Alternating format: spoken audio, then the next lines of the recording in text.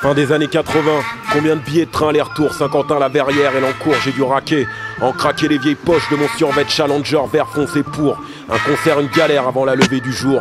Au passage, autant de voyages en titre comme sur mes premiers raps, mais tellement d'insultes gratuites sur ces contrôleurs qui investissent le dernier wagon à la gare de Trappes. Ma ville, c'est un peu comme Tchernobyl, même les chats dehors se font chier à mort. Aujourd'hui, visiblement rien ne change, si ce n'est que l'ennui qui augmente comme le prix de la carte orange. Le cafard m'empoigne à en parler au passé, ce serait de cracher à la figure et me considérer soigné, cousin. Heureux d'être parisien, même si ça craint sans que ça crame. Faut-il qu'un frère se fasse tuer pour s'éprendre d'un moment de solidarité?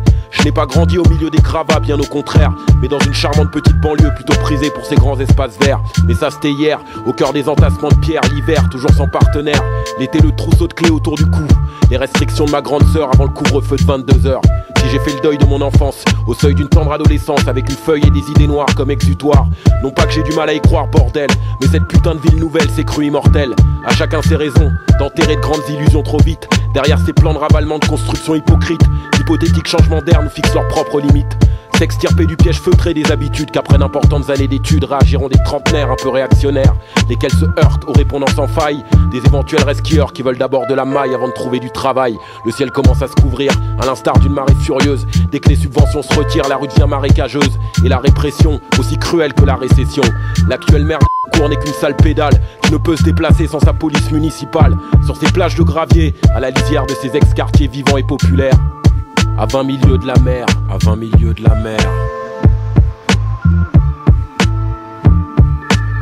À 20 milieux de la mer, à 20 milieux de la mer, à 20 milieux de la mer, à 20 milieux de la mer, à 20 milieux de la mer, à 20 milieux de la mer,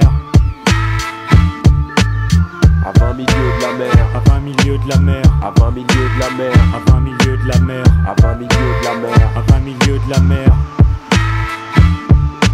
Loin des vérités toutes faites sur des tertres trop gros, des graines de fleurs jetées sur des hectares de pipeaux, de supermassifs de chiens dents mis en valeur, un visage sombre du mégalopole miniature. Une erreur, une nécropole pour des crimes indécents, mais aussi pour des espoirs et des joies de fer blanc. Le pire n'existe que si le meilleur recule, des antagonismes qui se confondent et s'articulent loin des polars noirs, des contes noirs qui tapissent les rêves, une ville paisible qui suinte le mièvre, un portrait honté, une caricature dans les gazettes du quartier, vivre bien qu'ils disent avec un sourire large et niais. Loin, trop loin de toutes mes fausses attentes, les terrains en friche ont bien changé, ont-ils adouci les pentes? De quoi cacher des regrets simples, de petits malheurs comme autant de bleu travail sur un cintre. De la chaleur des terres arides au froid d'une cité, une ville où le voisin t'épie à travers les volets, loin des embruns de mes plages, de ma terre, de ma ville blanche loin, à 20 milieux de la mer.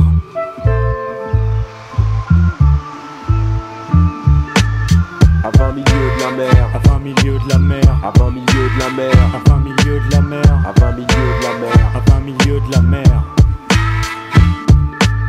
à 20 milieux de la mer, à 20 milieux de la mer, à 20 milieux de la mer, à 20 milieux de la mer, à 20 milieux de la mer, à 20 milieux de la mer.